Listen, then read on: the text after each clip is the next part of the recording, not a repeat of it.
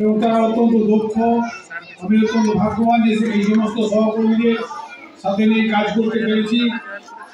তারা এই বিদ্যালয়টিকে আরো উন্নতির পথে নিয়ে যেতে পারবে এই আশা আমি পোষণ করি। এবং আমাদের পাশাপাশি বিদ্যালয় যেগুলি রয়েছে চেলোর, খড়াভাঙ্গা, দুর্গাপুর, ডামারিয়া, নিমদাওড়া, ডামরাকুলেরি, নিমচেকুলেরি, আমি একটা জিনিস দেখেছি যে বাইরে যে প্রচারটা হয় যে শিক্ষকরা হয়তো ঠিক মতন স্কুলে পড়ায় না বা মিড ডে মিলের কিছু দুর্নীতি হয়, তো আমি দীর্ঘদিনের অভিজ্ঞতা দেখেছি মাস্টার মশাইরা সবসময় কিন্তু ছাত্র ছাত্রী অন্তপ্রাণ। তারা কীভাবে আরও একটু বেশি তাদের খাওয়ানো যায়, কীভাবে তাদেরকে আরও একটু উন্নত করা যায়, এই চিন্তা সবসময় করে সমস্ত শিক্ষক শিক্ষিকারা। নেতিবাচক চিন্তাধারা আমি কিন্তু দেখিনি কোনো শিক্ষকের মধ্যে। সবসময় তারা চিন্তা করে বিদ্যালয়টিকে উন্নত করা। এবং এখন তো আমি দেখছি একটা প্রতিযোগিতা শুরু হয়েছে সিআরসির মধ্যে, এটা খুব ভালো লক্ষণ যে অমুক বিদ্যালয়টি এই করছে, আমাকে এটা করতে হবে। এই যে প্রতিযোগিতার এই যে মনোভাব তৈরি হয়েছে, এটাকে আমি সাধুবাদ জানাচ্ছি। এবং আগামী দিনে এই প্রতিযোগিতার মনোভাব থাকলে প্রতিটি বিদ্যালয় একটা নির্দিষ্ট শিখন মানে তো পৌঁছবে, আরো উন্নত হবে। সাথে সাথে আমি আবেদন করবো সমস্ত অভিভাবকদের যে বিদ্যালয়ের বর্তমান যে পঠন পাঠনের মান অনেক উন্নত হয়েছে, তা সত্ত্বেও এক শ্রেণীর অভিভাবক বিদ্যালয় থেকে ছাত্রছাত্রীদের অন্য স্কুলে ভর্তি করার একটা প্রবণতা শুরু হয়েছে। স্কুল সাগ্রাম, আসানসোল, এই সমস্ত জায়গায় বেসরকারি স্কুলে। আমি বলবো এটা আপনাদের স্বাধীনতা আছে, কিন্তু আপনারা পরখ করে দেখুন, পরীক্ষা করে দেখুন যে বিদ্যালয়ে পড়াশোনা ঠিক মতন হচ্ছে কিনা। সমস্ত কিছু যাচাই করে তারপর যদি দেখেন যে এখানে পড়াশোনা হচ্ছে না, তখন কিন্তু বেসরকারি মাধ্যমে আপনারা যাবেন। কিন্তু আমি বলবো যে বিদ্যালয়টি মন্দিরের মতন আগে রাখবেন।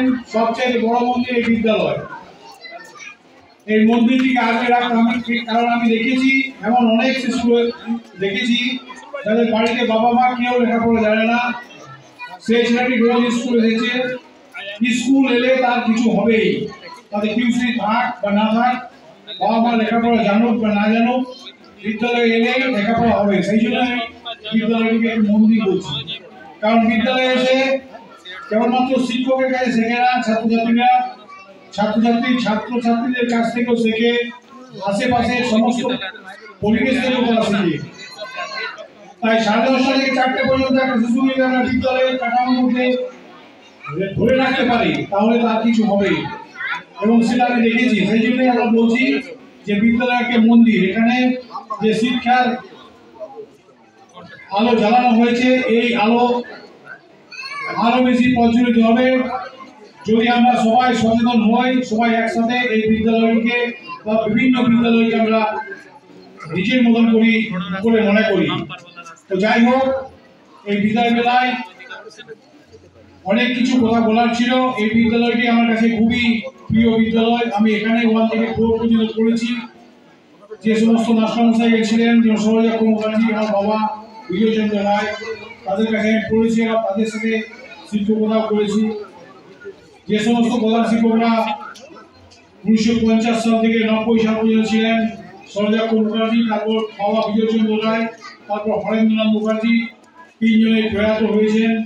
তাদের স্মৃতির প্রতি আমি গভীর শ্রদ্ধা জানাই। তাদের কথাবার্তা এখন আমার মনের মধ্যে ভাসে। যাই হোক,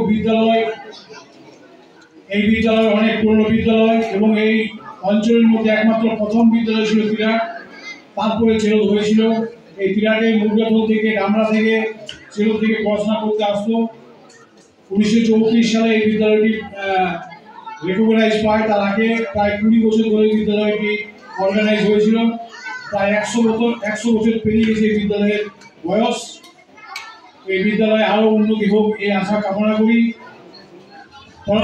এরপর আমি একটা কবিতা বলে শোনাচ্ছি, যে কবিতাটা ক্লাস 8 বা 9 আমি পড়েছি মনে হয়। সেই কবিতার মধ্য দিয়ে এই বিদ্যালয়ের যে চরিত্র সেটা বর্ণনা করা আছে, সেইটা আপনারা অনুভব করবেন। বিদ্যালয়ের মন্দির, বিদ্যালয়ের যে বৈশিষ্ট্য 1984 সালে যেমন ছিল, 2024-এও তাই।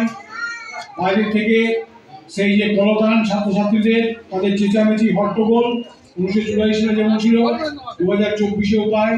যেমন গঙ্গায় জল পেরিয়ে যায় জলধারা, তেমনি ছাত্রধারাও এগিয়ে যায়। সেই কবিশেখর কালিদাস রায়ের আমার একটা খুব প্রিয় কবিতা, ক্লাস 8 বা 9-এ পড়েছিলাম, ছাত্রধারা ও কবি শেখর কালিদাস রায়। বর্ষে বর্ষে দলে দলে আসে বিদ্যা মঠতে, চলে যায় তারা কলরবে। কৈশোরের কিশোরয় পর্ণে পরিণত হয় যৌবনের শ্যামল গৌরবে। ভালোবাসি কাছে রাখি, নামও সব জেনে রাখি, দেখাশোনা হয় নীতিরীতি। শাসন তর্জন করি, শিখায় প্রহর ধরি, হাকি না কোহায় কোন স্মৃতি। কদিনের এই দেখা সাগর সৈকত রেখা, নূতন তরঙ্গে বসে যায়। ছোট ছোট দাগ পাট বুঝে হয় একাকার, নব নব পদ তাড়নায়। চান্নাকে কোথা যাবে চোটে হেতা তাই ভাবে, পাঠশালা যেন পান্থশালা। দুদিন একত্রে মাতে মিলে মিশে বসে খাতে খাতে, ইতিহাস আর কথামালা। রাজপথে দেখা হলে কেহ যদি গুরু বলে, হাত তুলে করে নমস্কার। বলি তবে হাসি মুখে, বেঁচে ভোটকে থাকো সুখে, স্পর্শ করি কেশ গুলিতা। ভাবিতে ভাবিতে যায় কিনা মনে দোলায়, ছাত্র ছিল কতদিন আগে। স্মৃতিসূত্র ধরে টানি কৈশোরের মুখখানি, দেখি মনে জাগে কিনা জাগে। ঘন ঘন আনাগোনা কতদিন দেখাশোনা, তবু কেন মনে নাহি থাকে। ব্যক্তি ডুবে যায় জলে, মালিকা পড়িলে গলে, প্রতিকূলে কেবা মনে রাখে। এ জীবন ভেঙে গড়ে শ্যামল সরস করে, ছাত্র ধারা বয়ে চলে যায়। নমস্কার। এইটুকু বলে আমি সকলকে অভিনন্দন জানিয়ে আমার বক্তব্য শেষ করছি। আপনারা সবাই ভালো থাকবেন, বিদ্যালয়কে আরো ভালোবাসবেন, ছাত্রছাত্রীকে ভালোবাসবেন, তাহলে আমাদের জীবন সার্থক হবে। নমস্কার।